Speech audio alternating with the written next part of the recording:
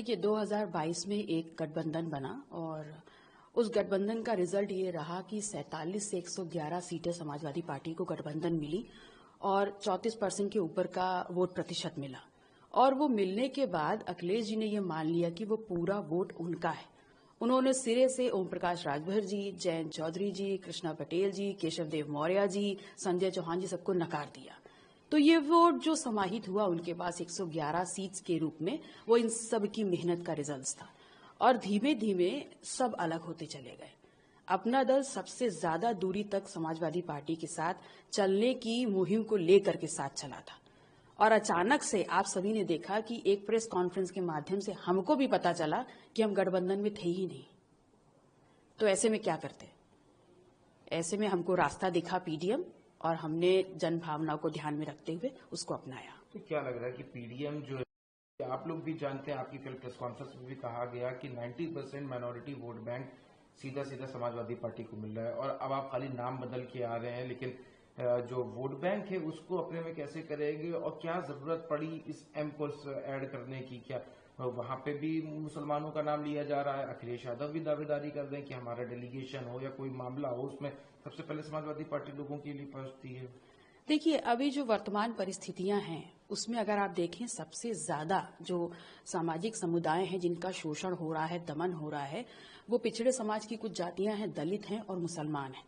और उनके नाम पर सरकार का जो रवैया है और जिस प्रकार से विपक्ष की जो मुख्य पार्टी है वो उनके सवालों पर पीछे हट जाती है या चुप्पी साध जाती है, तो ऐसे में वो समाज कहां जाए? उसके हक और अधिकारों की बात कौन करेगा?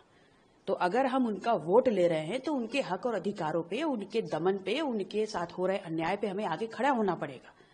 और यही जन भावना हमने लोगों के बीच में रीड करी कि उनके जायज सवालों पे कोई बोलने को तैयार नहीं है।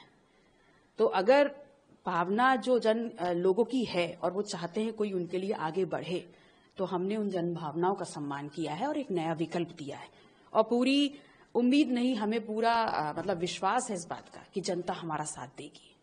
असदुद्दीन ओवैसी के पार्टी के साथ क्योंकि और कोई लोकल जो रीजनल पार्टीज हैं जो दावे करती है सेक्युलर वोट बैंक की या मुस्लिम वोट बैंक की, उनके साथ ताल्लुक क्यों नहीं साधा गया? क्यों असदुद्दीन ओवैसी को, क्यों हैदराबाद से अलायंस किया गया? देखिए ये जो पिछला दलित मुसलमान मोर्चा हमने बनाया है, इसमें कल हमारे पास मंच के 4 मुख्य पार्टी थी और हमने उस प्रेस कॉन्फ्रेंस के माध्यम से ये भी कहा कि जो भी पिछड़ा दलित मुसलमान और सामाजिक न्याय की सोच वाली तमाम पार्टियां जो हमारे साथ जुड़ करके इस मुहिम को और मजबूत करना चाहती हैं, उन सभी का हम खुले दिल से स्वागत करते हैं।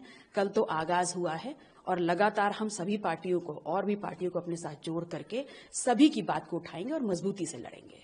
समाजवादी पार्टी से जो गठन किया, इंडिया अलायंस की तरफ उन्होंने रुख किया, लेकिन कल अपने पत्र से उन्होंने स्पष्ट कर दिया कि उनको तो वहां से भी कोई बहुत उम्मीद पूर्वक बात नहीं सुनने में आई। तो क्या स्वामी प्रसाद महोदय के लिए इस अलायंस में जगह है? क्या वो भी आने वाले समय में शामिल होंगे या और भी जो छिटके हुए दल हैं, चाहे वो संजय चौहान हो, जो आप जिनका आपने जिक्र किया, जो लोग साथ में थे, क्या उनको भी सम्मिलित किया जाएगा?